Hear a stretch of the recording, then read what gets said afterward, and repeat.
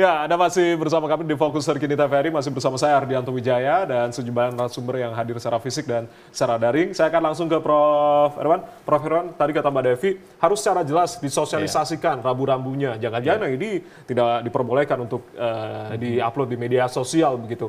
Apakah secara jelas aturan di Kemenpan RB ini mengatur para pejabat publik atau para ASN kita untuk tidak flexing ini? Ya, kalau kita bicara peraturan, kan tadi saya sampaikan sudah ada undang-undangnya, peraturan pemerintah, surat edaran. Tentu peraturan itu ada hal-hal yang eksplisit, ya. Apa yang dilarang tentu ini yang terkait dengan pelanggaran-pelanggaran ya, ada tindak pidana, etika dan seterusnya. Itu pasti jelas di situ. Tetapi juga ada hal-hal yang implisit itu ya, yang tidak harus kemudian secara terang benderang di state di situ, karena tadi mestinya kalau orang jadi ASN itu kan punya nilai-nilai tentang kesederhanaan. Sehingga kalau hal ini nanti dilakukan dan itu melanggar nilai-nilai atau mencederai misalnya spirit yang ada pada masyarakat, situasi masyarakat misalnya sedang susah, tentu tidak arif kalau ASN itu pamer, apalagi ASN, orang biasa saja di dalam situasi yang tidak baik mestinya tidak pamer. Nah ini kan sesuatu yang implisit, yang mestinya tidak harus diatur secara detail, karena kalau semua diatur secara detail nanti betapa tebalnya undang-undang kita gitu ya. Tetapi sebagai seorang ASN mestinya memiliki sensitivitas ya terkait dengan bagaimana sebetulnya bersikap secara tepat di tengah-tengah masyarakat. Ini saya kira yang harus disampaikan, sehingga ke depan menurut saya harus diingatkan lagi gitu ya, harus di-refresh lagi. Memang kita punya berbagai macam regulasi, tetapi berjalannya waktu sering orang lupa itu ya, ASN kita lupa bahwa oh iya ya ada undang-undang yang mengatakan kita harus mempertahankan nilai-nilai tentang reputasi, integritas sebagai seorang ASN. Sudah ada diingatkan berkali-kali hidup sederhana. Tetapi kalau tidak diingatkan lagi, tidak ada peristiwa ini, orang lupa itu ya, ASN kita lupa bahwa sebetulnya ini sudah pernah menjadi perhatian di masa lalu. Mungkin juga karena peristiwa yang mirip dengan hari ini, peristiwa flexing itu, tetapi kemudian tumbuk dengan peristiwa-peristiwa yang lain, ada penekanan-penekanan yang harus dilakukan oleh para ASN sehingga aspek kesederhanaan ini menjadi terlupakan. Nah, saya kira ini harus terus di-reminder ya, diingatkan lagi. Tetapi menurut saya memang tidak harus semua hal itu diatur secara detail do's and don't-nya ya. Kalau seperti itu kan menjadi rumit gitu ya. Atau perlu aturan turunan begitu, Prof. Irwan, sebetulnya?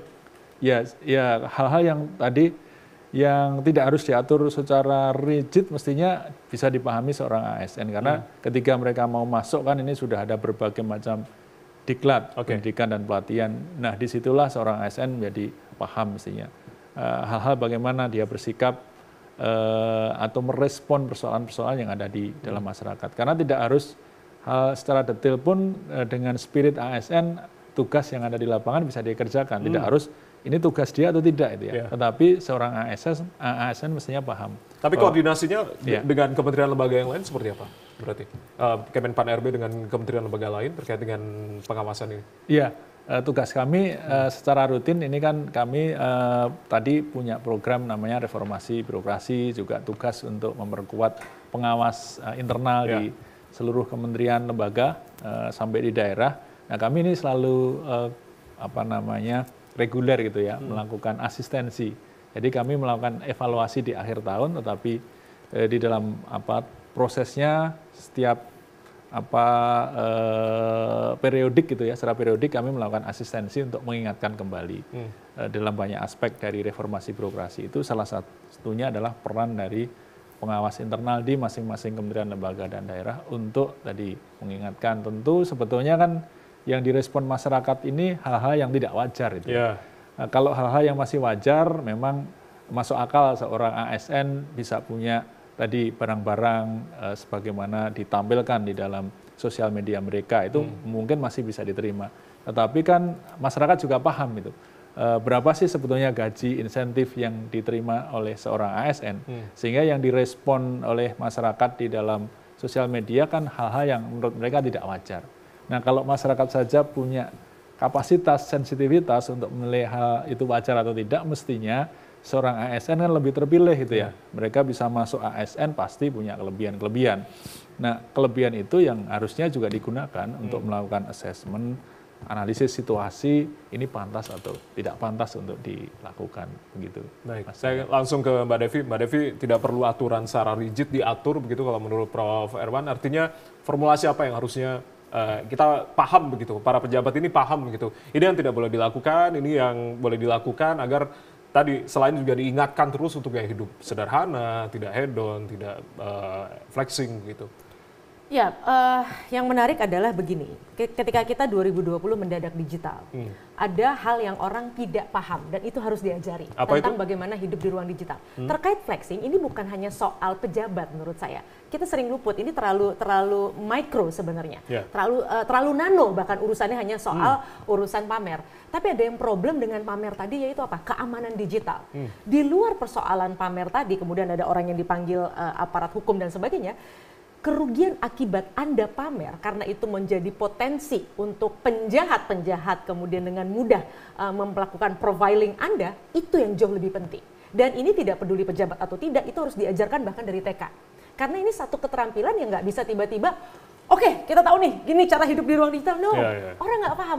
Karena tadi, Barat itu kan memang tadi, dia sengaja menghidupkan semangat hedonisme, kapitalisme tadi. Makanya tradisi sampai WC aja itu kan dimulai dari para selebritis Barat. Yang kemudian kita semua sekarang mengadopsi itu, sadar atau tidak sadar. Semua dipamerin segala macam, ya akhirnya apa? Ujungnya, dengan mudah penjahat-penjahat itu membobol uang digital kita, membobol rumah kita karena tahu persis kapan kita ada di rumah atau tidak dan sebagainya. Nah, hal-hal seperti ini nggak peduli urusan ASN atau tidak, siapapun harus tahu ini nggak boleh. Bukan hanya persoalan pamer yang kemudian ujungnya adalah persoalan integritas ASN. Tapi ada satu hal yang saya agak tergelitik. Ada beberapa diskusi gitu di kampus, para dosen berkata, oh berarti memang kalau kita sebagai dosen kita harus hidup sangat sederhana. Sedangkan orang lain boleh, artinya begini, karena di luar orang yang jadi ASN itu gajinya tidak berarti harus lebih rendah dari siapapun. Apalagi seorang guru, seorang pengajar, apakah gajinya harus rendah betul? Ini kan juga jadi pertanyaan, gitu kan? Artinya harusnya adalah ada memang upaya serius untuk memastikan harkat dan derajat ASN juga tinggi, gitu ya. Artinya kemudian kalau isunya adalah jangan-jangan korupsi karena nggak cukup. Ya gimana nggak cukup gitu ya, orang memang tadi harus diminta untuk sederhana, tapi apakah pantas gitu ketika seorang ASN yang memang harus mengabdi kemudian harus digaji dengan sangat bawah. Ini menurut saya PR siapapun pemerintahan ke depan. Ini yang harusnya dijawab juga, artinya agar apa? Ini masalah talent persoalannya. Oleh karenanya talent-talent terbaik biasanya menghindar untuk menjadi ASN. Karena tadi persoalan kesejahteraan itu menjadi penting gitu. Nah, untuk mendapatkan the best talent, maka kita harus memastikan pendapatannya juga baik. Nah, kalau sudah begitu macam-macam juga, nah ini yang perlu kita alhamdulillah sekarang kontrol sosial juga udah makin kuat dengan hadiran detektif itu kan, netizen detektif itu. Nah, itu menjadi satu hal yang baiklah dalam. Ini PR juga dari Kementerian Kemenpan-RB, Pak Anas dan juga Pak Prof. Erwan begitu ya. Apa yang tadi sudah diungkapkan oleh Mbak Devi. Mbak Cassandra menambahkan terkait dengan fenomena flexing ini, sebetulnya apa yang harus kita perbaiki begitu, selain juga sistem nilai-nilai kembali ditegakkan, kembali nilai-nilai ketimuran kita yang sangat luar biasa. Apa yang sebetulnya Anda cermati harus dibenahi? Ya, sekali lagi pada dasarnya bahwa apapun yang kita post itu, everything we post can be used against us kan. Jadi apapun yang kita pasang, kita upload, kita beritakan di situ, tadi mungkin tidak hanya barang, tetapi rumah atau mobil dan lain sebagainya, itu bisa menjadi sumber inspirasi dari orang untuk melakukan kejahatan. Tapi selain itu juga bahwa dengan kekuatan big data ini tadi, sebenarnya apapun yang kita posting itu kan menjadi semacam digital record, menjadi digital track kita gitu ya. Dan itu juga digunakan oleh orang-orang untuk misalnya untuk ada rekrutmen, untuk ada penilaian, untuk ada. Nah, persoalannya adalah masyarakat sekarang bisa menilai kita secara bebas ya, bukan hanya calon employer atau perusahaan yang mau mempekerjakan kita, tapi masalahnya masyarakat sekarang sudah bisa melakukan itu. Jadi semakin ke masa milenial ini, semakin masyarakat bisa mengetahui siapa bisa browsing, siapa orang ini nanti, terutama kita nanti mau pemilihan umum nih gitu ya, jadi tahu siapa yang akan kita pilih dan lain sebagainya. Nah, dan yang jelas tentu juga apalagi sebagai ASN saya rasa juga tidak hanya ASN ya, harus semuanya. Yang paling penting sekali juga saya rasa perlu adanya semacam sanksi. Tidak hanya sanksi hukum tapi juga sanksi sosial. Dan yang jelas sekarang kan bahwa sudah dikuatkan kembali adanya penyitaan. Nah, dengan adanya penyitaan ini tentu orang menjadi semakin takut karena ketika orang tidak ada sanksi gitu ya. Nah, besok bisa diulangi kembali, tapi ketika ada sanksi, nah sanksi ini pun juga harus jelas, ada sanksi tadi disita, lalu kemudian ada sanksi sosial dan tentu saja diharapkan ini bisa terus diingat dan disosialisasikan supaya tidak menjadi lupa dan menjadi lalai. Oke. Baik, saya akan ke Pak Firman. Pak Firman, kalau arahan Presiden Jokowi sudah jelas begitu untuk tidak hidup hedon, tidak pamer kekayaan begitunya. Sebenarnya apa yang mendorong para oknum pejabat ini atau anggota keluarganya untuk flexing begitu?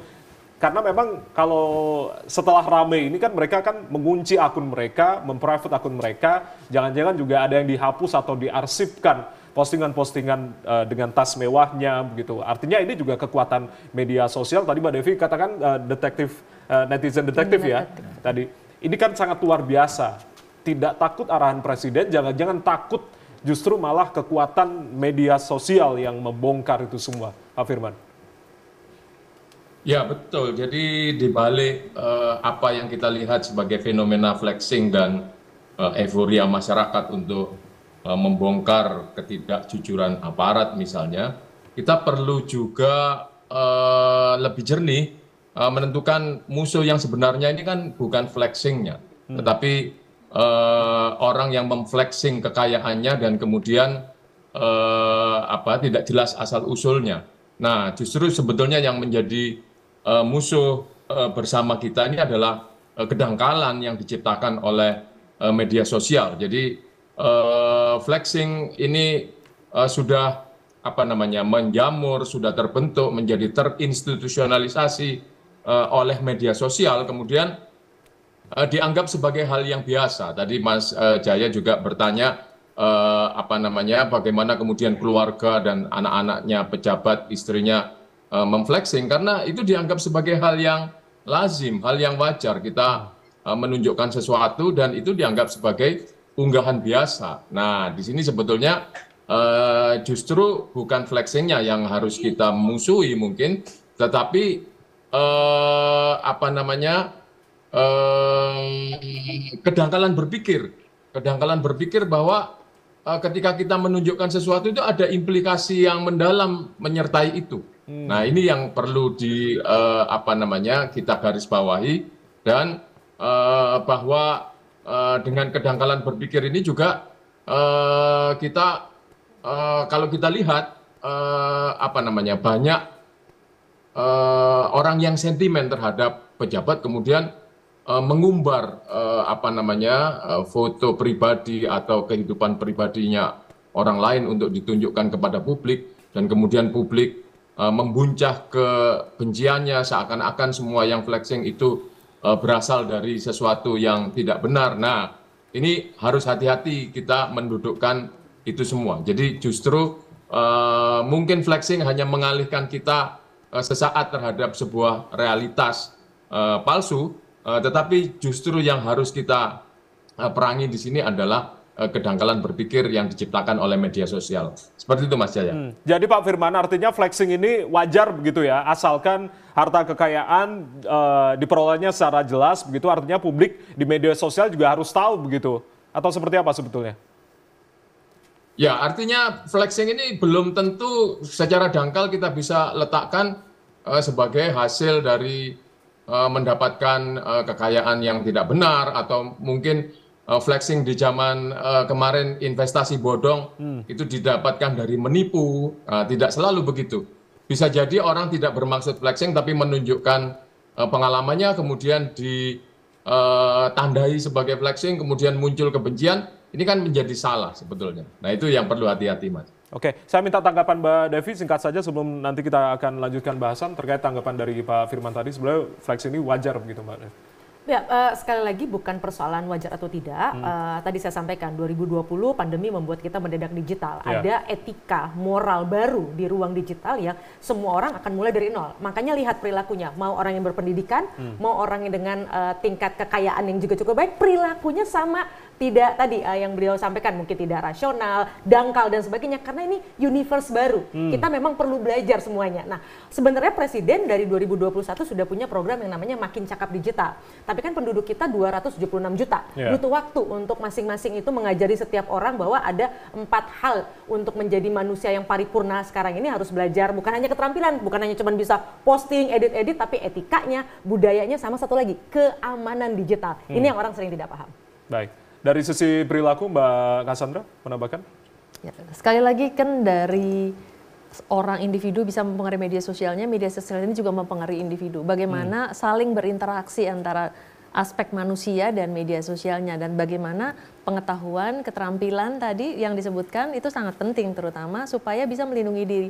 Karena digital track itu sangat mengandung dampak bagi seseorang yang tentu saja kita harus hati-hati jangan sampai menimbulkan hal-hal yang tidak kita inginkan, terutama ya tadi mulai dari awal flexingnya, kemudian keamanan digitalnya, dan yang paling penting adalah apakah perlu kita melakukan memamerkan hal tersebut, karena seperti yang tadi saya sebut di awal bahwa manusia tentu ingin memamerkan diri, tetapi yang dipamerkan tidak harus yang berbentuk kekayaan, bisa jadi tentang ibadah, bisa jadi tentang pengetahuan, bisa jadi tentang prestasi, atau juga hal-hal yang sifatnya positif, dan saya kira itu yang mungkin bisa kita dorong daripada yang sifatnya negatif, terutama hanya tentang kekayaan, apalagi kalau kekayaannya diperoleh dengan cara yang tidak wajar. Baik, kembali saya akan ke Pak Firman sebelum nanti akan ditutup oleh Prof. Erwan. Pak Firman, artinya untuk bijak secara media sosial begitu, apa yang harus kita lakukan, khususnya ini kita juga dalam artian semoga ini juga ditonton oleh para pejabat publik atau para ASN gitu, tidak hanya ASN pejabat publik tapi juga seluruh masyarakat Indonesia untuk bijak dalam bermedia sosial, menggunakan media sosial di tengah kekhawatiran dari netizen yang satu persatu ini masih banyak ternyata para oknum pejabat kita yang di blow up ke publik begitu dari media sosialnya terkait dengan flexing-flexingan ini. Ya, jadi media sosial ini secara perlahan-lahan mempengaruhi dan juga mengubah perilaku kita. Bahkan akhirnya terbentuk pada perilaku-perilaku yang kita sendiri akan merasa asing. Jadi termasuk dalam hal flexing, tadi saya tunjukkan bahwa mulai dari Friendster, Facebook, dan semua media sosial yang lain, itu kan untuk tunjukkan apa yang Anda lakukan. Bahkan apa yang sedang Anda pikirkan itu sampaikan. Nah, itu kan membuka sisi-sisi yang sebetulnya ingin kita masukkan ke dalam ruang pribadi atau kita jaga di ruang tertutup, tapi buka itu semua. Nah, kemudian ketika dibarengi dengan adanya tawaran ekonomi tertentu bahwa unggahan tertentu bisa menghasilkan nilai, akhirnya kita membangun impresi yang unik, membangun impresi yang membuat perhatian. Nah, ini akhirnya kita bisa lepas bahwa kita menggunakan media sosial jauh dari karakter kita, jauh dari perilaku kita. Nah, ini yang perlu kita hati-hati. Pengaruh ini kalau kita ingin berbicara menggunakan media sosial dengan bijak, harus kita sadari betul apa yang akan mengubah diri kita, apa yang membuat diri kita menjadi asing ketika intens menggunakan media sosial. Seperti itu, Mas Jaya. Baik, Prof. Erwan, terakhir, seberapa besar komitmen dari Kemenpan RB melalui campaign-campaign atau kampanye-kampanyenya mungkin untuk bisa mewujudkan ASN, pejabat publik yang berintegritas tinggi dan juga profesional? Ya, tentu terkait dengan flexing, sepakat bahwa ini perlu ada literasi digital gitu ya, bagaimana agar menggunakan media sosial dengan bijak, dengan baik. Karena justru Kementerian Pan RB ini sedang melakukan namanya transformasi digital agar birokrasi kita ke depan menjadi digital minded begitu ya. Nah, sehingga yang kita dalam tanda kutip kita pamerkan tentu saja hal-hal yang menyangkut prestasi atau hal-hal yang menyangkut peluang-peluang untuk memberikan layanan yang lebih baik kepada masyarakat. Nah, selama ini yang kita sampaikan di dalam sosial media kita adalah hal-hal yang seperti itu. Apa saja kegiatan yang kita lakukan, apa saja kemudian layanan yang bisa diperoleh oleh masyarakat lewat media sosial kita. Nah, di dalam kasus integritas, tentu ini akan terus kami tingkatkan, baik tadi menyangkut nilai-nilai yang mestinya individu bisa paham apa yang harus mereka kerjakan, sensitivitas terhadap kesulitan masyarakat, harus bersikap dengan tepat, tetapi pada saat yang sama sistem juga terus kita sempurnakan agar karena kita tentu saja tidak bisa menyerahkan kepada tadi ya integritas individu semata-mata, karena seringkali yang namanya korupsi itu muncul karena adanya peluang untuk melakukan korupsi. Nah, sehingga peluang ini juga harus kita tutup ketika kita bicara tentang transformasi digital, birokrasi kita menjadi digital, tentu banyak peluang-peluang untuk terjadinya korupsi itu coba kita makin tutup sehingga ke depan tidak ada lagi kasus pejabat yang memiliki kekayaan yang tidak masuk akal, tidak sesuai dengan profilnya sebagai seorang pejabat negara, seperti itu. Terima kasih Prof. Herwan sudah bergabung bersama kami, Mbak Devi, Mbak Cassandra, Pak Firman, terima kasih sudah bergabung bersama kami di malam hari ini. Salam sehat selalu. Baik, dan saudara demikianlah Fokus Terkini TVRI. Saya Ardianto Wijaya, mewakili teman-teman yang bertugas mengucapkan terima kasih atas kebersamaan Anda. Tetap saksikan TVRI Media Pemersatu Bangsa. Selamat malam, sampai jumpa.